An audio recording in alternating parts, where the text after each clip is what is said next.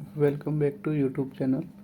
आज अपन class 10th के चैप्टर नंबर 3 जिसका नाम है मैट्रिक्स या अवयव उसकी चर्चा करेंगे। तो देखिए, सबसे पहले इसकी डेफिनेशन क्या बोल रहा है। अवयव या अवयव संख्याओं या फलनों के एक आयताकार, यानी ये या तो इस तरीके से दर्शा सकते हैं अपन इसको, या फिर इस तरीके से, या फिर ऐसे। ये तरीके मैट्रिक्स को व्यक्त करने के, यानी ऐसे व्यक्त कर सकते हैं। तो ये आयताकार क्रम विन्यास है जिसको अपन अवयव कहते हैं। या फिर इसको ऐसे बोल सकते हैं, एम एन संख्याओं की आयताकार व्यवस्था को अवयव कहते हैं। यहाँ पे एम एन क्या है, रो एंड कॉलम, यानी ये क्या है, रो, यानी इसको बोलते हैं रो, और ये क्या है, कॉलम। तो यहाँ पे एम मल्टीप्लाई एन, यानी एम एन क्या होगी, इसकी कोटि। कोटि क्या बोलेंगे, जैसे एम एन है कि ये मैट्रिक्स कैसा है, अर्थात इसमें रो एंड कॉलम्स की संख्या क्या है, इसी को क्या बोलते हैं अपन, कोटि। तो देखिए, तो आप समझ गए, जैसे 1 2 3 4 5 6 7 8 9। तो इसमें कितनी रो है, 1 2 3, और कॉलम कितने हैं, 1 2 3। तो इसकी कोटि 3 गुणा 3, अर्थात m की वैल्यू भी 3 और n की वैल्यू भी 3। तो इसी को क्या बोलते हैं, ऑर्डर या कोटि। इसको भी ध्यान रख लो, m क्या है यहाँ पे, पंक्ति, n क्या है, स्तंभ। तो इसका ऑर्डर बोलते हैं। जैसे ये क्या होगी, यहाँ पे n एलिमेंट है और यहाँ पे m, तो ये mn एलिमेंट हो गए। और एक मोस्ट इम्पोर्टेंट, एक नंबर में आ सकता है ये क्या, mn कोटि की प्रकट करने, यानी mn कोटि को कैसे प्रकट करते हैं, a आई जे m गुणा n। आई जे क्या है यहाँ पे, अवयव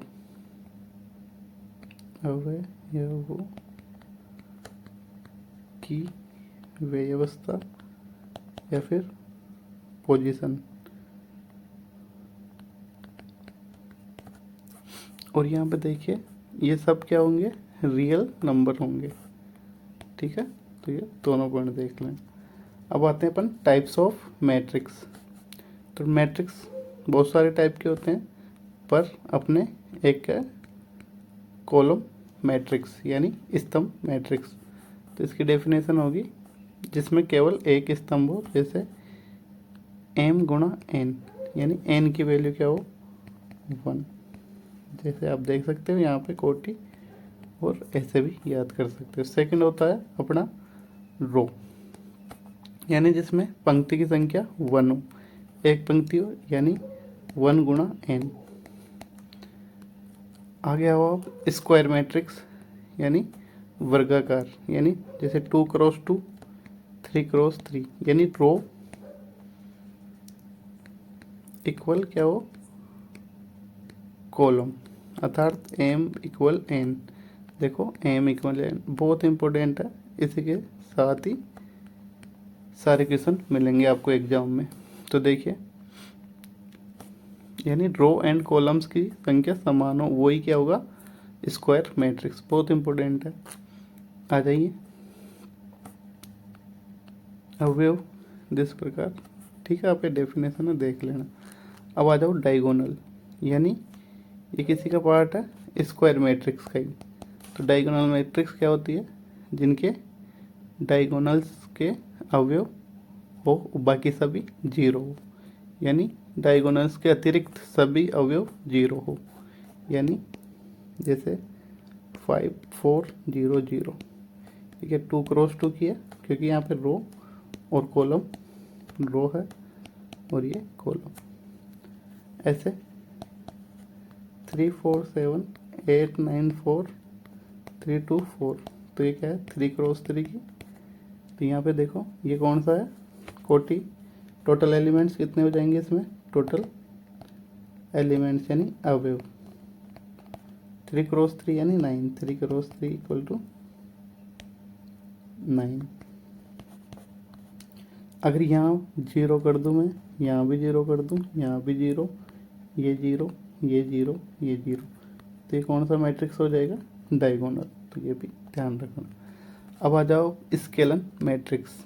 एक विकर्ण यानी डायगोनल अवयव अदिश होते हैं जब उसके विकर्ण के अवयव समान हो, यानी यहाँ पे जैसे और जैसे √3 √3 √3, बाकी सभी 0, इसको क्या बोलेंगे, स्केलन। ये भी इम्पोर्टेंट। अब आ जाओ आइडेंटिटी या फिर तत्समक, यानी एक वर्ग अवयव जिसके विकर्ण के सभी अवयव 1 1 हो, अर्थात इसको कैपिटल I से भी व्यक्त करते हैं, जैसे यानी 1 1 हो सभी अवयव, तो देखो, या फिर इसको IN भी बोलते हैं।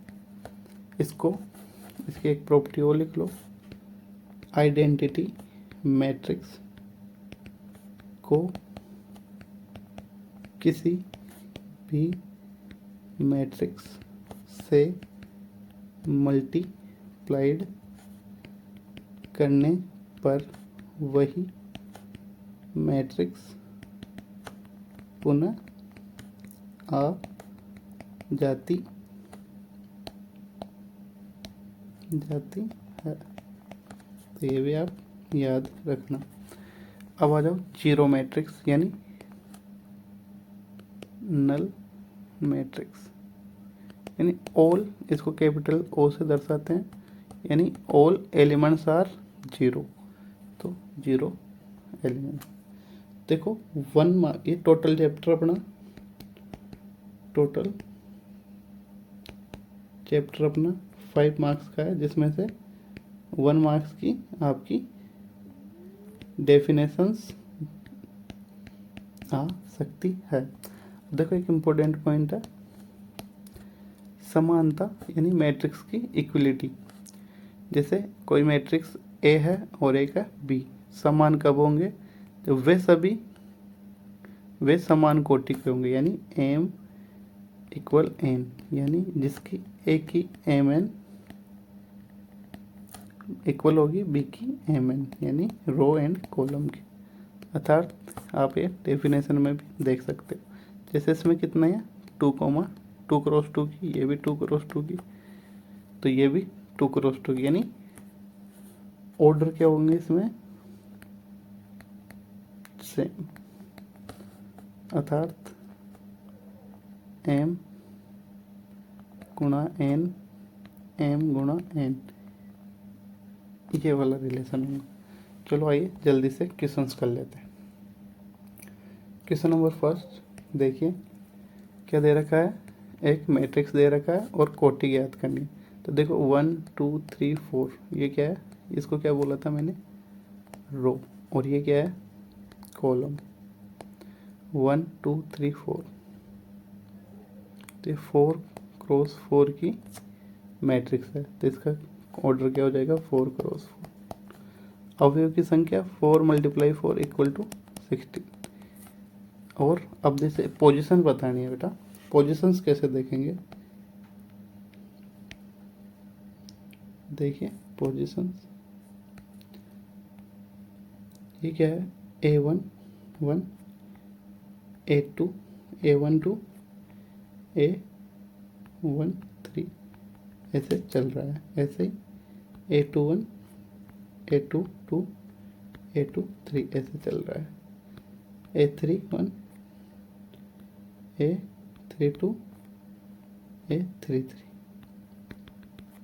ऐसे कोई मैट्रिक्स चल रही है। तो ये फर्स्ट एलिमेंट यानी इधर से रो फर्स्ट है और कॉलम भी फर्स्ट है। ऐसे इसका एड्रेस बताऊँ मैं, तो यानी रो 2 और कॉलम भी 2। आइए जैसे मैं बताऊं A32 यानी ये क्या था रो और ये क्या था 2 क्या है यहाँ पे कॉलम। तो देखिए यहाँ पे क्वेश्चन नंबर 3 A13 यानी 13 यानी 19। तो इसका आंसर हो गया 19। 2 1 इधर से चलो 2 इधर से चलो 1 तो ये रहा 35। 3 3 इधर से गए 3 इधर से गए 3। ऐसे ये दोनों आप करना कमेंट करके। क्वेश्चन नंबर 2 देखिए।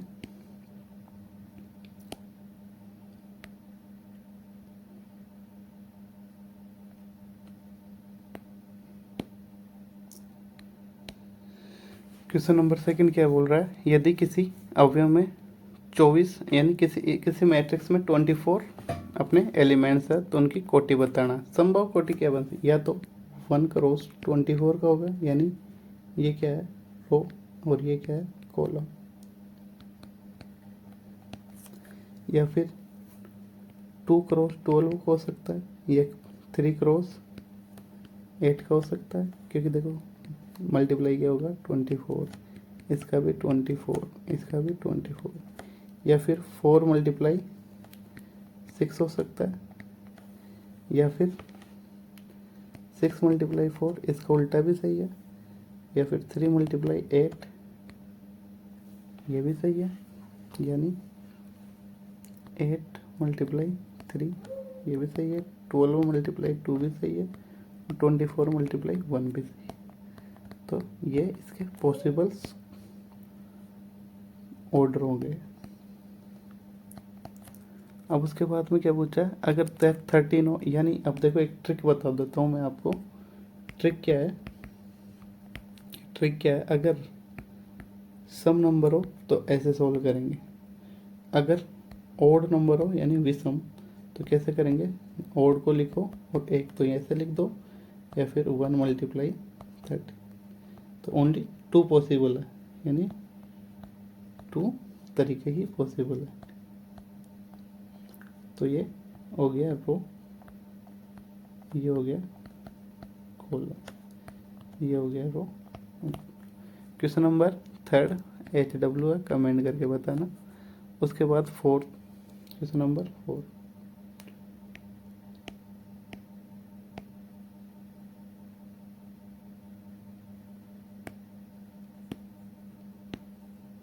क्वेश्चन नंबर 4 क्या बोलता है, एक 2 क्रॉस 2 की यानी रो की संख्या क्या है 2 और कॉलम की संख्या भी 2 है, 2 क्रॉस 2 की है।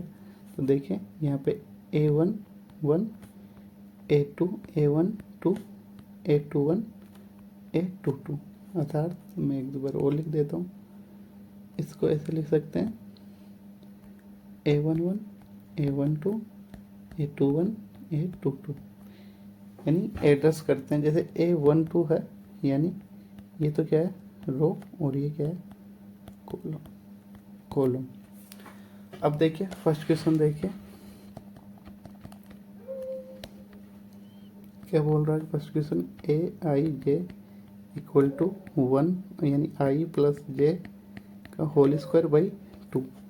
तो A11 ये क्या है I और J की वैल्यू है, I एंड J की वैल्यू। तो 1 1 तो 1 प्लस 1 का होल स्क्वायर बाई 2 यानी 2 का होल स्क्वायर 4 अपॉन 2 यानी 2, यहाँ पे 2 हो गया। तो यहाँ पे ऐसे बना लो 2। उसके बाद में आपने लिखा A12 अर्थात 1 प्लस 2 का होल स्क्वायर अपॉन 3, सॉरी यहाँ से 3 का होल स्क्वायर, सॉरी 2 है ना, 3 का होल स्क्वायर 9 अपॉन 2, तो यहाँ पे आ गया 9 अपॉन 2। ऐसे दिखे A21 यानी 1 प्लस यानी 2 प्लस 1 का होल स्क्वायर अपॉन 2 यानी 9/2। ऐसे ही ए 2 यानी 2 + 2 का होल स्क्वायर बाई 2 यानी 4 16/2 यानी 8। तो अपना क्या हो गया मैट्रिक्स, देखो इस कलर से देखो आप, 2 9/2 9/2 8। ऐसे ही सेकंड देखिए, क्वेश्चन सेकंड देखिए,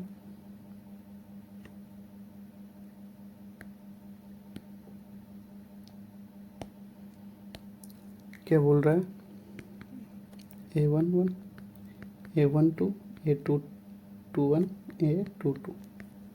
क्या बोलता है A11 Aij = I/J। तो फर्स्ट देखिए A11 = 1/1 यानी 1, तो यहाँ से लिख सकता हूँ मैं 1। सेकंड देखिए A12 यानी 1/2 यानी 1/2। A21 यानी 2/1 यानी 2। A22 यानी 2/2 = 1। तो ऐसे करके आप थर्ड ये HW आपके लिए। क्वेश्चन नंबर 5 में आ जाओ एक बार।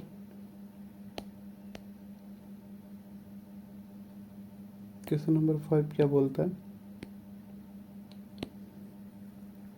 वही सेम क्वेश्चन है, ये भी आपका HW है। अगर आपके समझ नहीं आता तो मेरे को कमेंट कर देना, तो मैं इसका सॉल्यूशन करवा दूँगा। क्वेश्चन नंबर 6 मोस्ट है, 1 नंबर के लिए। आपको क्या है x y z के मान बताने हैं। तो देखो समानता, समान एलिमेंट, देखिए y की वैल्यू क्या हो जाएगी, देखो ये फर्स्ट है ये भी फर्स्ट है, यानी A11 = A11। तो यहाँ पे A11 है 1 और यहाँ पे है y, तो y = 4। ऐसे z की वैल्यू देखो, यहाँ पे कितने पे 2 पे, ये भी 2 पे, तो z की वैल्यू क्या हो जाएगी 3, तो z की वैल्यू 3। और x की वैल्यू अब आप कमेंट करके बताओ 1, ये रही, तो x की वैल्यू ऐसे x y z आ गया। ऐसे क्वेश्चन नंबर मैं थर्ड करवा देता हूँ, ये आपका HW होगा। क्वेश्चन थर्ड देखिए,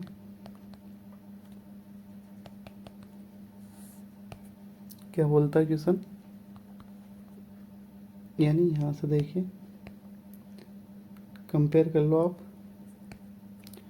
एक्स वाई जेड की वैल्यू क्या है, एक्स वाई जेड की वैल्यू क्या है, एक्स वाई की वैल्यू क्या है, X plus Y, X plus Z की वैल्यू 5 और वाई प्लस जेड की वैल्यू 7।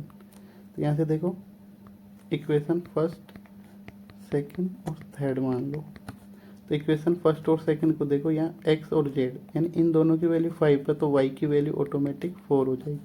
देखो इन दोनों की वैल्यू 5 है और इन तीनों की वैल्यू 9 है, तो वाई की वैल्यू ऑटोमेटिक क्या हो जाएगी 4। ऐसा ही क्वेश्चन नंबर, ऐसे सेकंड को और इसको कर लो कंपेयर, यानी जेड इसकी वैल्यू है तो एक्स की वैल्यू 2 हो जाएगी, क्योंकि जेड और वाई की वैल्यू 7 है, इसका मतलब एक्स की वैल्यू ये। ऐसे इन दोनों का 6 है, तो जेड एक्स प्लस वाई की वैल्यू क्या होगी 6 यहाँ रखेंगे, तो ये जेड की वैल्यू 3, तो एक्स वाई जेड की वैल्यू ये आ गया आंसर। आइए क्वेश्चन नंबर आगे बढ़ते हैं। इजी क्वेश्चन है, बस थोड़ा सा आप वीडियो को पॉज करके ध्यान से देख लेना। और क्वेश्चन नंबर 7 आप इसका कमेंट करके बताएंगे आंसर, ये आपका HW है।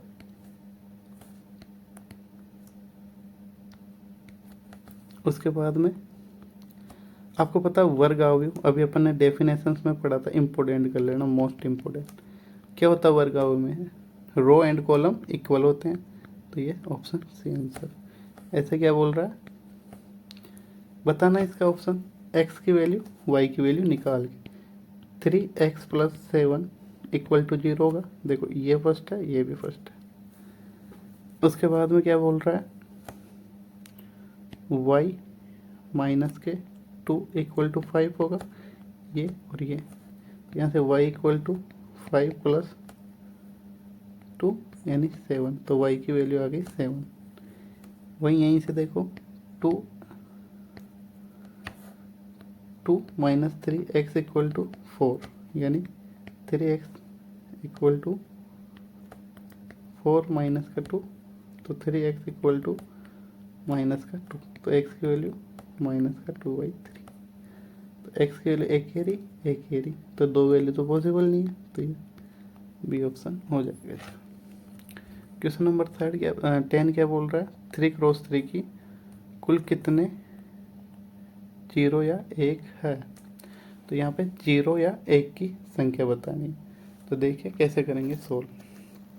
सबसे पहले 3x3 का एक वो बनाइए मैट्रिक्स। ये क्या है, 3x3, A1 A12 A22 1 3। Zeros की संख्या बताना, तो कितने जीरोस हो सकते हैं, आप इसका आंसर कमेंट करके HW होगा, ये इजी क्वेश्चन है, आप बताएंगे। थैंक यू वीडियो देखने के लिए, और पार्ट सेकंड के लिए कमेंट करें 3.2।